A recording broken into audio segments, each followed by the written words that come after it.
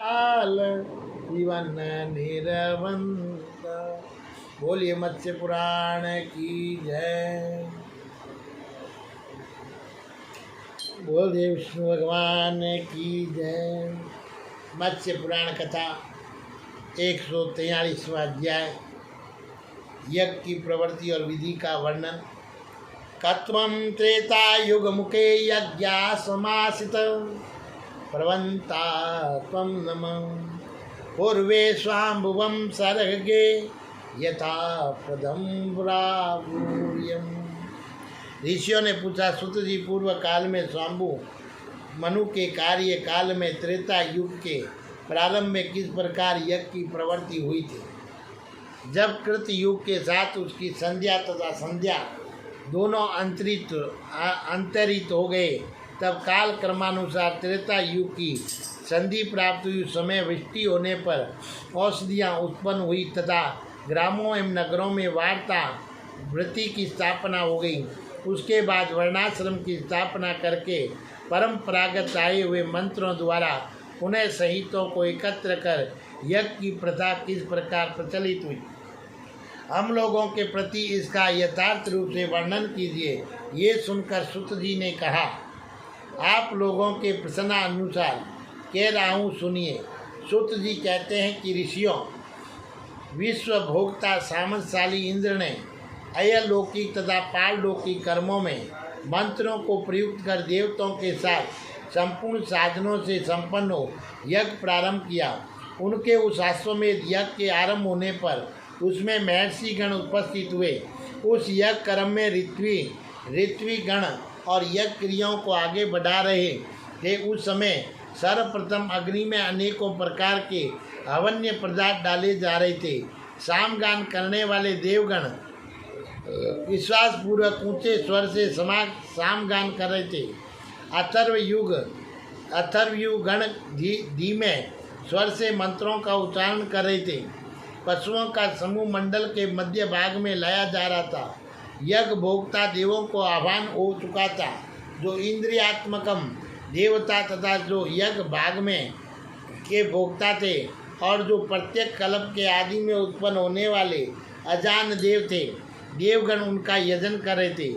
इसी बीच में जब यजुर्वेद अध्येता तथा हवन करता ऋषिगण पशु बलि का उपकरण करने लगे, तब युद्ध के युद्ध ऋषि तथा महर्षि उन दिन पशुओं को देखकर उठ खड़े हुए और वे विश्वभुंग नाम के विश्व भोक्ता इंद्र से पूछने लगे, देवराज, आपके यज्ञ की ये कैसी विधि है। आप धर्म प्राप्ति के अभिलाषा से जो जीव हिंसा करने के लिए उगत है, ये मान अधर्म है।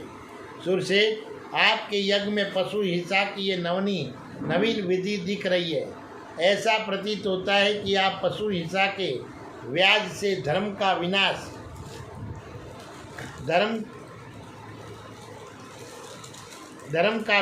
करने के लिए अधर्म करने पर तुले हुए हैं।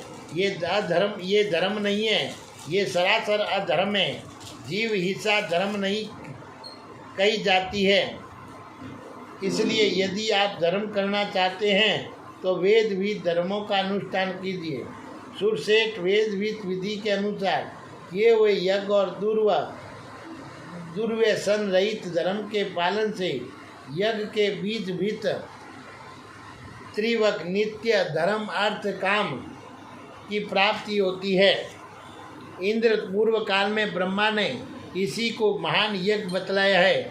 तत्वदर्शी ऋषियों द्वारा इस प्रकार कहे जाने पर भी विश्व भोक्ता इंद्र ने उनकी बातों को अंगीकार नहीं किया, क्योंकि उस समय वे मान और मोह से भरे हुए थे। फिर तो इंद्र और उन महर्षियों के बीच स्थावरों और जंगमों में से किससे यज्ञानुष्ठान करना चाहिए, इस बात को लेकर वह अत्यंत महान विवाद उठ खड़ा हुआ। यद्यपि वे महर्षि शक्ति संपन्न थे, तथापि उन्होंने उस विवाद से खिन्न होकर इंद्र के साथ संधि करके उसके निर्णात उपरिचर आकाचारी राजऋषि वसु से प्रसन्न किया।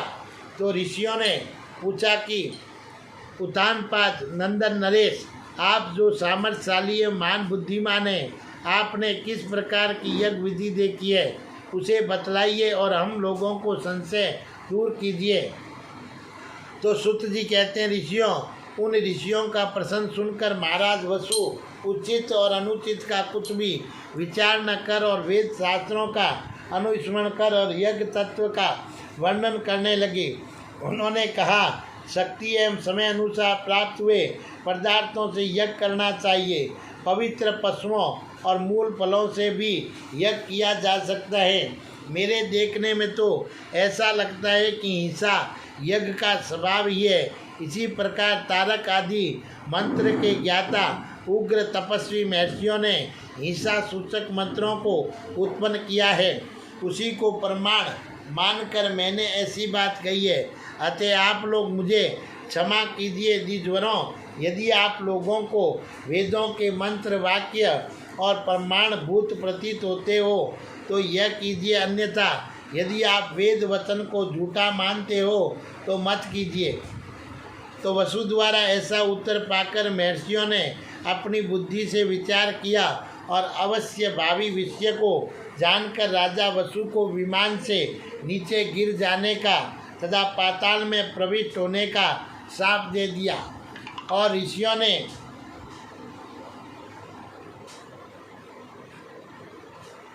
होने का शाप दे दिया। ऋषियों के ऐसा कहते ही राजा वसु रसातल में चले गए। इस प्रकार जो राजा वसु एक दिन आकाशचारी थे वे रसातलगामी हो गए। ऋषियों के साथ से उन्हें पातालचारी होना पड़ा। धर्म विषयक संशयों का निवारण करने वाले राजा वसु इस प्रकार अधोगति को प्राप्त हुए। इसलिए बहुज्ञ अत्यंत विद्वान होते हुए भी अकेले किसी धार्मिक संशय का निर्णय नहीं करना चाहिए, क्योंकि अनेक द्वार मार्ग वाले धर्म की गति अत्यंत सूक्ष्म और दुर्गम है।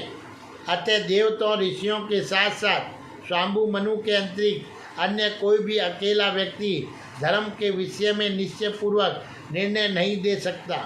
इसलिए पूर्व काल में जैसा ऋषियों ने कहा है उनके अनुसार यज्ञ में जीव हिंसा नहीं होनी चाहिए। हजारों करोड़ ऋषि अपने तपोबल से स्वर्गलोक को गए। इसी कारण महर्षिगण हिंसात्मकम यज्ञ की प्रशंसा नहीं करते।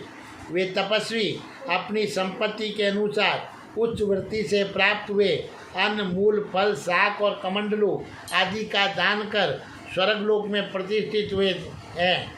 और ईश्योहिंता, निर्लोपता, इंद्रिय निग्रह, जीवों का दया भाव, मानसिक स्थिरता, ब्रह्मचर्य, तप, पवित्रता, करुणा, क्षमा और धैर्य ये सनातन धर्म के मूल्य है जो बड़ी कठिनाई से प्राप्त किए जा सकते हैं। यज्ञ द्रव्य और मंत्रों द्वारा संपन्न किए जा सकते हैं और तपस्या की सहायिका क्षमता है। यज्ञों से देवताओं की तथा तपस्या से विराट ब्रह्मा की प्राप्ति होती है। कर्म फल का त्याग कर देने से ब्रह्म पद की प्राप्ति होती है और वैराग्य से प्रकृति में लय होता है और ज्ञान से केवल्य मोक्ष सुलभ हो जाता है। इस प्रकार ये 5 गतियाँ बतलाई गई है। तो पूर्व काल में स्वाम्भु मनवंतर में यज्ञ की प्रथा प्रचलित होने के अवसर पर देवता और ऋषियों के बीच इस प्रकार का मान विवाद हुआ था। तदंतर जब ऋषियों ने यह देखा कि यहाँ तो बलपूर्वक धर्म का विनाश किया जा रहा है, तब वसु के कथन की उपेक्षा कर वे आज जैसे आए थे वैसे ही चले गए। उन ऋषियों के चले जाने पर देवताओं ने यज्ञ की सारी क्रिया संपन्न की।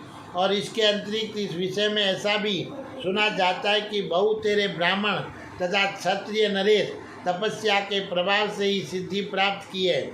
प्रियव्रत, उत्थानपाद, ध्रुव, मेधातिथि, वसु, सुदामा, वृजा, शंखपाद, राजस, प्राचीन, वहीर, पर्जन्य और अवीरवाद, अवीरधान आदि निरपतिगण तथा इनके अंतरिक्त अन्य भी बहुत से नरेश तपोबल से स्वर्गलोक को प्राप्त हुए हैं। जिन महात्मा राज ऋषियों की कीर्ति अब तक विद्यमान है, अतः तपस्या सभी कारणों से सभी प्रकार यज्ञ से बढ़कर है।